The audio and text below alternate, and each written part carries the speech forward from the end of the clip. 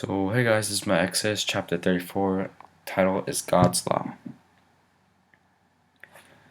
So, summary of Exodus 34 is basically Moses, after they've been exiled out of Egypt, Moses brings stone tablets onto Mount Sinai after they rest at one place for a bit, and then God tells Moses to chisel in the laws into the stone tablets, which are known as the Ten Commandments, which are really famous.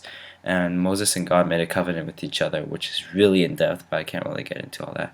Basically, the Canaanites, Hittites, and Amorites and the other tribes would be driven out of their promised land that God has promised for them. And basically, after making a big covenant with God, he came down from the mountain with his face shining because he had received the blessing of God, and he was changed. Next, repeated terms. Command 6 times, Moses 12 times, Lord 20 times, and covenant 4 times. Command and Moses. So basically, Lord, which is repeated 20 times because that's how God is referred to. It's really important. Commands, which is repeated 6 times. It's commands are really important more when it's like used in conjunction with God, injunction with God, because it's really a strong presence when you say God commands someone, because that means like God needs them to do something. And for Moses, he's the guy who's doing behind all this law receiving. Covenant is also really important because it means a promise. It's not repeated a lot of times, but covenant is like it's found everywhere throughout the Bible, and the whole Bible is just basically about covenant between God and us. Next, questions about Exodus 34. The idea of stone tablets being used as law sign seems too cliche. It appeared in other Sumerian legends and many other legends before that. Why stone tablets? Well, maybe because it was a sign as to how hard stone is, and that their covenant will be permanent, not just like rotting like wood or like easily breakable like clay tablets.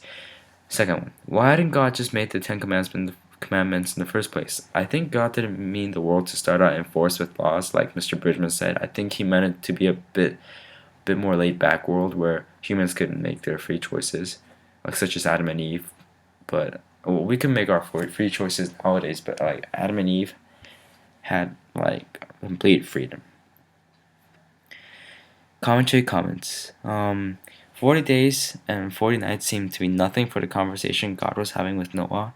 I think that just shows the importance of how like important that event was, just receiving the law.